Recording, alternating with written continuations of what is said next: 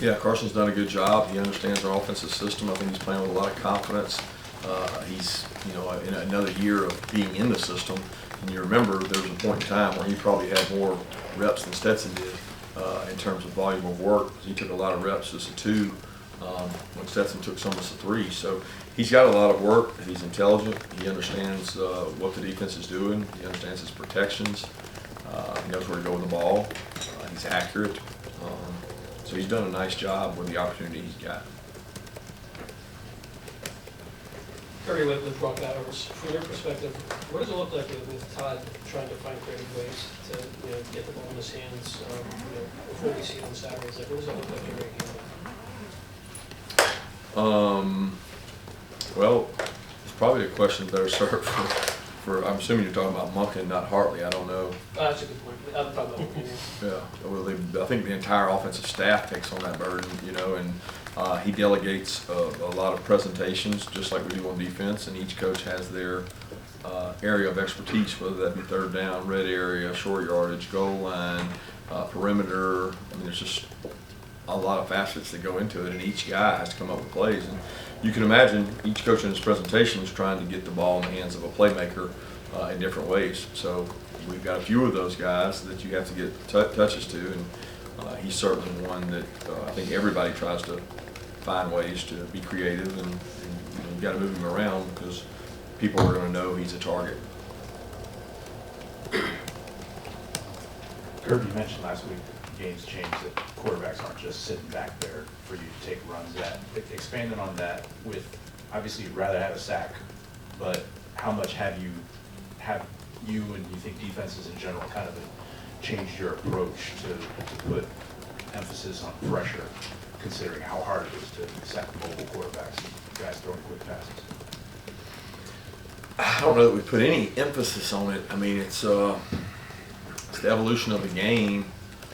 And every quarterback's different. I mean, there's quarterbacks that scramble to run, there's quarterbacks that scramble to throw. What you do behind your pressure is very important because there's, quarterback scramble to run, you better have somebody behind the pressure that can get him down. If he's scrambling to pass, you better have more that can cover and hope that he does that he tries to throw the ball. I think everyone's different. I mean, in every offensive system we play each week, they take a different approach.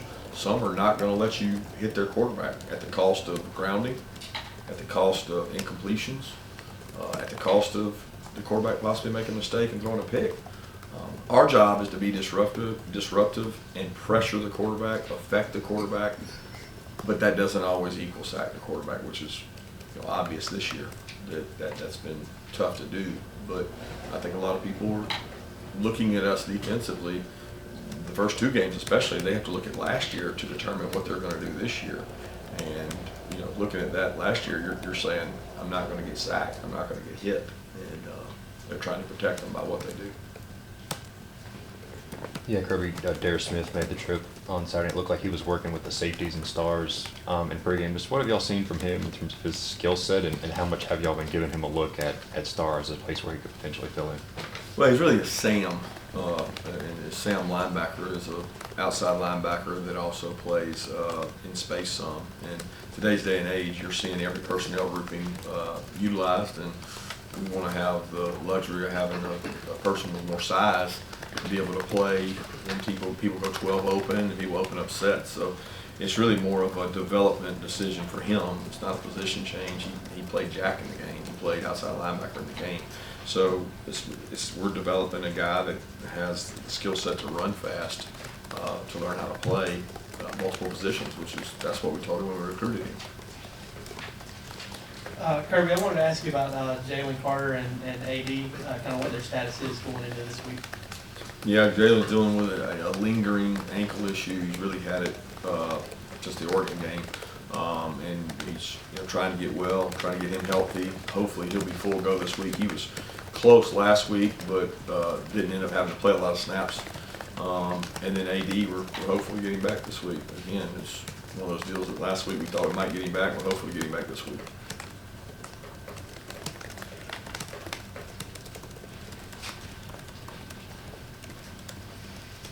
Kirby, kind of a unique situation with Kent State. They've already played 2 top 25 ranked teams. Just in those games, was there anything in particular that stood out to you, particularly with what they did on offense?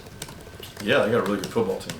They've got a quarterback that I didn't know a lot about, who is, number one, he's a tremendous athlete. Number two, he makes a lot of people miss.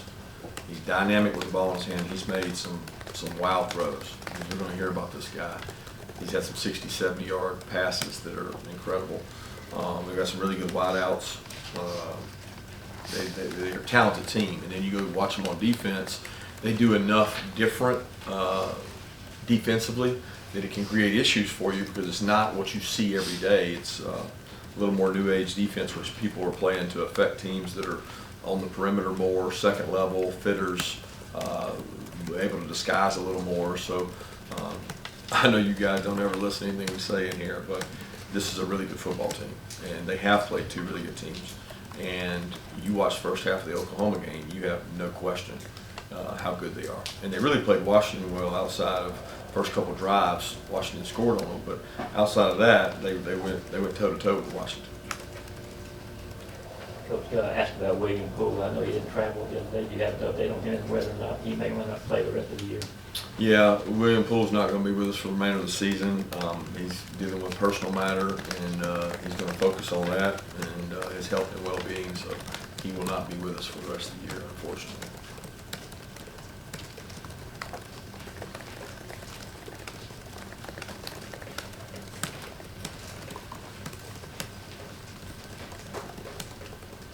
Kirby, I know it's only 3 games in, but obviously a lot of people have seen the scores y'all put up and the numbers you put up. Already, comparisons to last year. After losing so many guys, is it far-fetched to say this team by the end of the year could be as good or better than last year's squad? I don't do comparisons. I've said that repeatedly. You can't compare anybody to last year because last year's teams, 15 of them are in the NFL. So it's one of those things that this team has a long way to go. The worst thing that can happen to this team is start believing what people say about them. The toughest job we got this week is trying to explain to everybody that Kent State's a really good football team. And I know you think I just sit up here and say that, but you turn the tape on, they've got a really, really good football team. And it's not so much about Kent State. It's really about, does our team want to grow? And this is a week that we need to have growth. We got to get better in a lot of spots. And you guys don't get to see it from our perspective, and the fans don't get to see it from our perspective in terms of what we see on tape and the mistakes we make and how many guys we need to get better. But certainly going to need them to get better this week.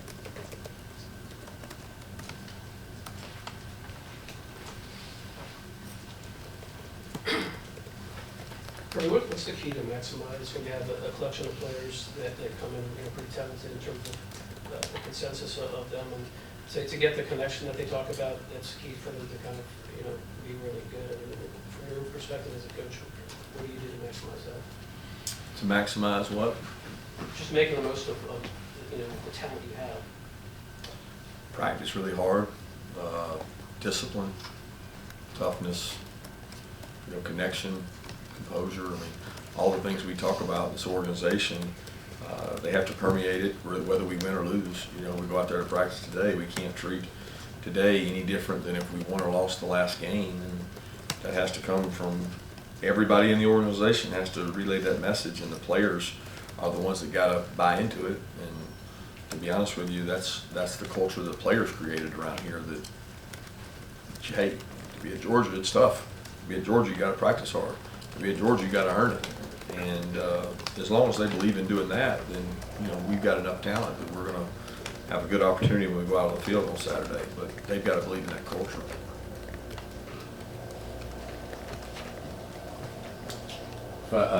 Continue with kind of roster update. Is Reed Gilbert going to be good to go this week? And a completely different question, but we're going to talk to Ladd lately. And just what is it that makes him?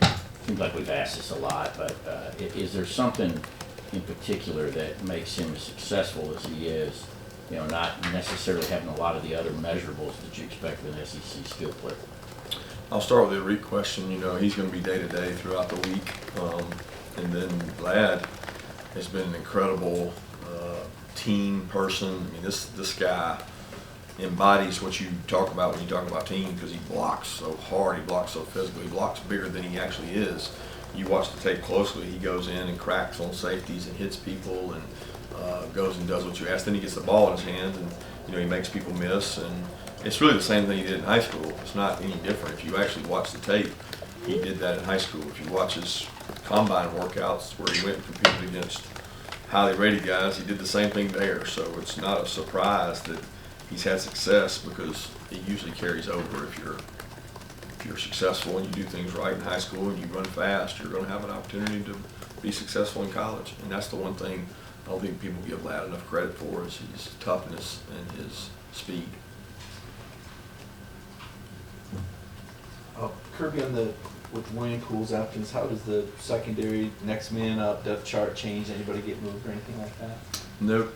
We've kind of been chugging along. I mean, to be honest, we've had Bullard at star and Tyke at star the entire fall camp.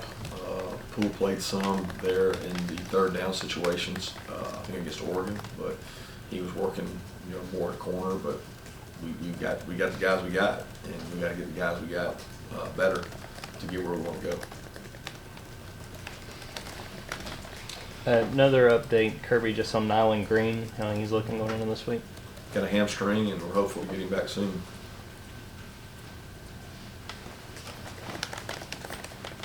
Yeah, what have you seen so far out of Amarius Mims this season, especially with him getting that early playing time during the game, and what improvements he's been able to make so far? I think he's got more confidence in going to the game in more meaningful moments. He's extremely athletic and talented, and we've really stressed to him how much he can improve in terms of his run game and his pass game and his knowledge of the game. And the only way you get better at that point is to go play, and he's getting to play quite a bit in the last 3 games. So we want him to continue to do that, and really the conditioning level of these games outside of the heat has allowed us to play 3 guys and stay fresh at the position. Coach, Julio Humphrey and Dalen Everett are 2 of the corners that come out when the 2s come out for your squad. What have you seen out of them so far when they come in? What will it take for them to earn more playing time? Experience, confidence, executing in big moments. They both have gotten a little bit of playing time, but both of them can improve from when they've gone in the game. They've got to do a good job of performing better when they get out there.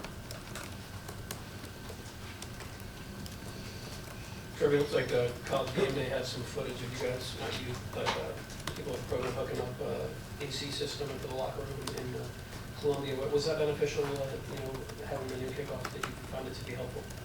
I found it to be cooler. We tried to send our guys in early to halftime just because it was cooler in there than it was on the field. So we sent the offense in to cool off a little bit.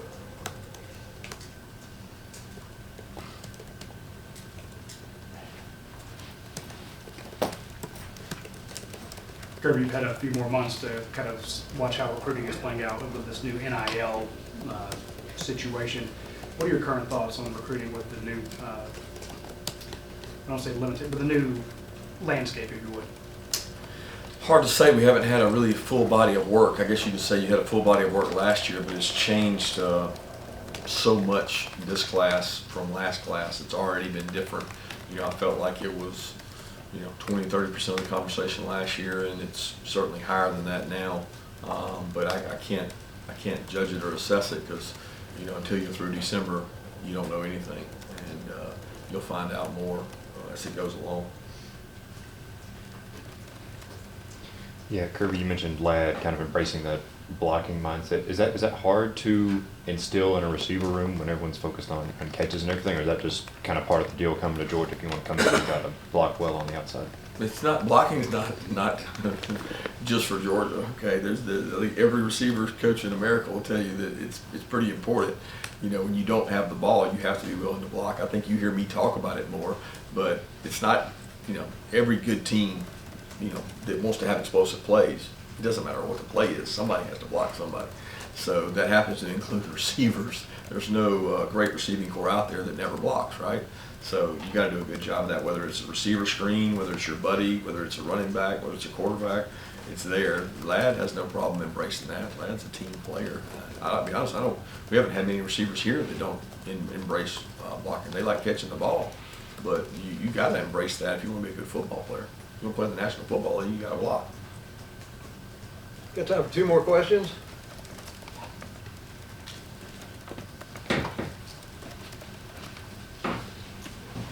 Kirby, what goes into knowing when to pull a starting quarterback in any football game?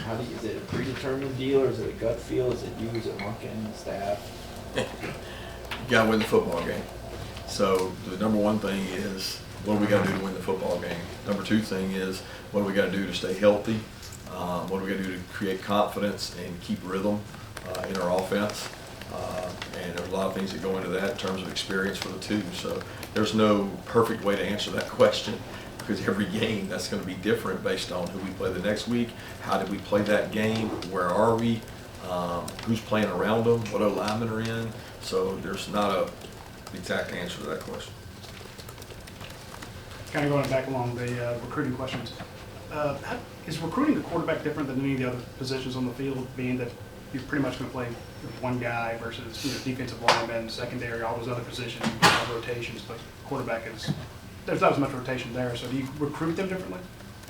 I don't know that you recruit them differently. You do the same plan of attack. You certainly sell it probably differently. And there's not a lot of quarterbacks out there that don't think they can come in and play. So you're not selling, come here, sit on the bench. You're selling an opportunity to develop. And I think our proven track record Monken has, our offense has, of developing quarterbacks, of giving guys an opportunity to play in a system that they can watch play on Sundays is pretty important. There's developmental positions in recruiting. Offensive linemen are probably the least played position as a true freshman, right along with quarterback. So a lot of those positions are developmental positions, and you have to grow and get better. And I think that's part of recruiting, is telling them the truth when it comes to that.